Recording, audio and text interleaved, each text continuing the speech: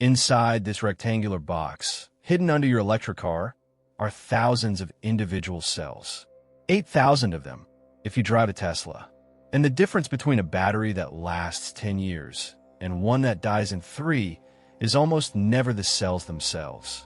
It's everything else around them. Today we open up the EV battery pack, and we go all the way down. Last week on What Inside, we walked through the 6 major systems of every modern electric vehicle. The battery pack was number 1, but we kept it brief, because the battery pack is not one thing. It's a Russian nesting doll of engineering decisions. In this video, we go deep into all of them: cells, modules, packs, chemistries, cooling, and the structural revolution that is changing how every EV on the road is built. Let's start at the smallest scale. Chapter 1. The cell. A lithium-ion cell is the smallest unit of energy storage in your car. Think of it as a single battery, like the AA in your remote control, but scaled up and engineered to discharge thousands of times without dying. Every cell, regardless of brand, has 4 basic components inside: a cathode, a positive terminal made of metal oxides; an anode, a negative terminal usually made of graphite; an electrolyte, a liquid that lets lithium ions flow between the two; and a separator, a thin membrane that prevents short circuits. When you charge the car, lithium ions move from the cathode to the anode. When you drive, they move back, releasing electrons that power your motor. That's it. That's the entire principle. Every battery breakthrough you've ever heard about is just a tweak to one of these 4 components. Now, the shape of the cell matters. There are 3 main formats used in EVs today. Cylindrical cells, the ones Tesla famously uses. They look like oversized AA batteries. The classic Tesla 21700 is 21 millimeters wide and 70 millimeters tall. The newer 4680, introduced in 2022, is 46 by 80.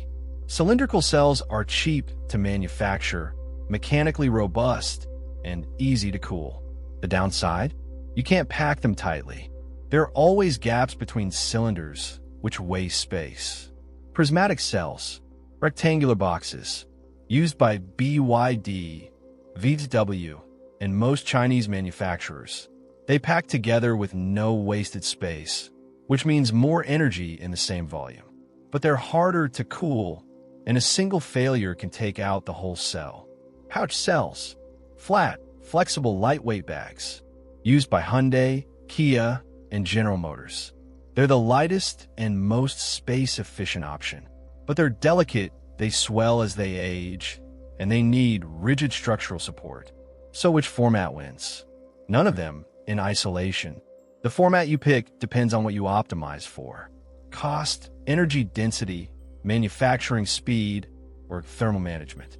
Every OEM has made a different bet. Chapter 2. The chemistry. Here's where things get interesting. The cathode is where most of the chemistry decisions happen. And those decisions are the difference between a battery that goes 300 miles and one that goes 500. Between a battery that catches fire and one that doesn't. Between a battery that costs $10,000 and one that costs $3,000. The 3 families you need to know. NMC, nickel, manganese, cobalt. The dominant chemistry in Western EVs for the last decade. High energy density, which means more range per kilogram. The downside?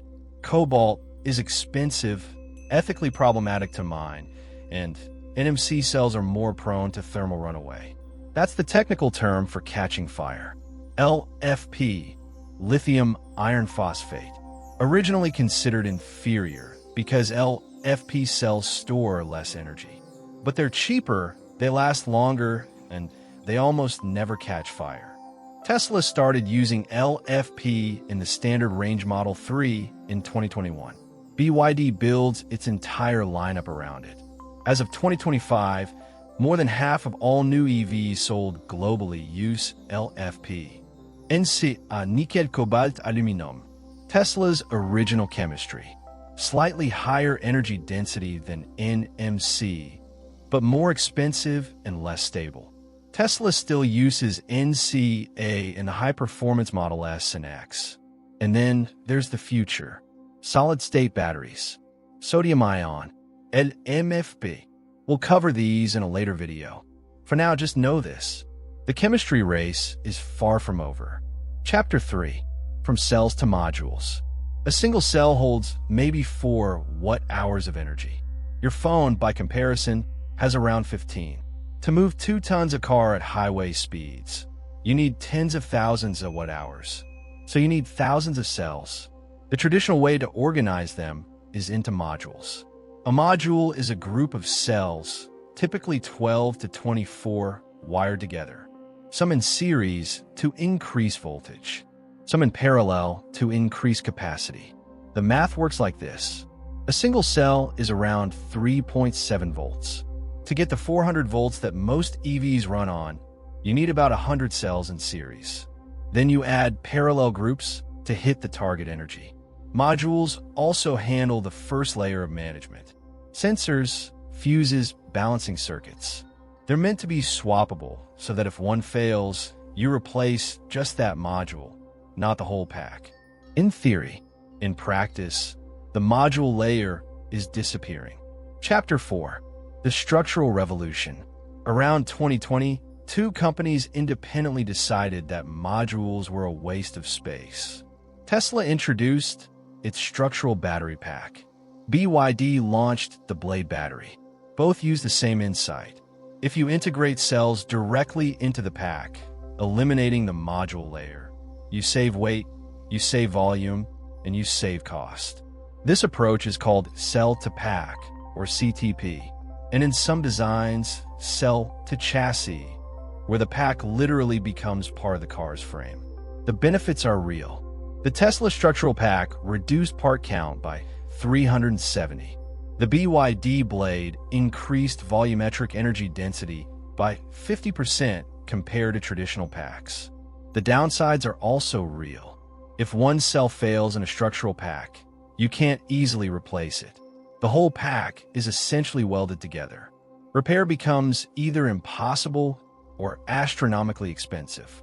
This is one of the reasons EVs have such high insurance write-off rates after even minor accidents. But the industry is moving this way anyway, because for the manufacturer, the economics are too good to ignore. Chapter 5. The Cooling System. Lithium-ion cells have a narrow happy zone. Below 0 Celsius, they lose capacity and charge slowly.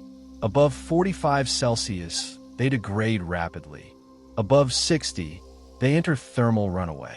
So every modern pack has an active cooling system. There are 3 main approaches. Liquid cooling, the most common. Glycol coolant flows through channels next to the cells.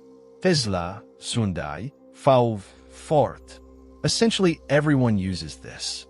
Refrigerant direct cooling, the newest approach. The same refrigerant that cools your cabin air conditioning also cools the cells directly. More efficient, but more complex. Immersion cooling. Cells are literally submerged in a non-conductive liquid, used in some hypercars and a few prototypes. Excellent thermal performance, but heavy and expensive. Bad cooling is the single biggest reason early Nissan Leafs degraded so quickly. They used passive air cooling. No fans, no liquid, just the hope that ambient air would be enough. It wasn't. And every Leaf battery from 2011 to 2018 paid the price. Chapter 6. The pack itself. Surrounding all of this is the pack casing.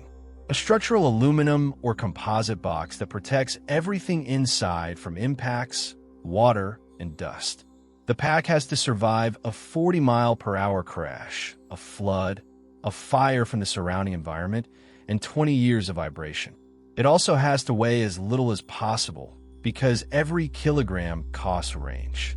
Inside the casing, you'll also find the BMS, the battery management system. It monitors every cell or module, balances them during charging, predicts state of charge, and disconnects the pack if anything goes wrong. We'll do a full deep dive on the BMS in episode 3. You'll also find contactors. High voltage switches that physically disconnect the pack from the rest of the car when you turn it off, when there's a crash, or when the BMS detects a problem. And you'll find a service disconnect, a manual switch that mechanics use to safely energize the pack before working on it. Here's something I want to point out. When people talk about EV battery technology, they almost always focus on the chemistry. NMC versus LFP, cobalt versus iron, energy density numbers. But after researching dozens of teardowns, talking to engineers, and reading patents, I'm convinced that chemistry is only half the story. Maybe less. The other half is engineering. How the cells are arranged, how they're cooled, how they're protected, how they're managed by software. Two packs with identical cells, designed by different teams, can have wildly different lifespans, safety profiles, and repair costs.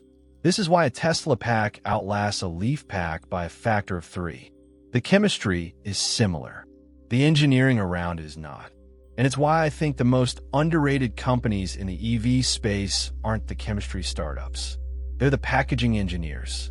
The people who decide how to turn a pile of cells into something that lasts 250,000 miles. So to recap, the EV battery pack is built in nested layers. The cell, cylindrical, prismatic, or pouch.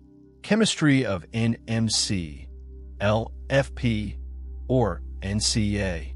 The module, groups of cells, increasingly being eliminated in modern designs. The pack, structural integration of cells, often directly into the vehicle chassis. The cooling system, almost always liquid, sometimes refrigerant, rarely immersion. The casing and BMS, protecting and managing everything inside. Next Wednesday, we go into the brain of all this. The battery management system, why it's the single most important software in your EV, and why two cars with identical batteries can have completely different lifespans, depending on how their BMS is tuned. If you found this useful, subscribe, and drop a comment with one thing you wish car reviewers would actually explain about EV batteries. I read all of them. See you Wednesday.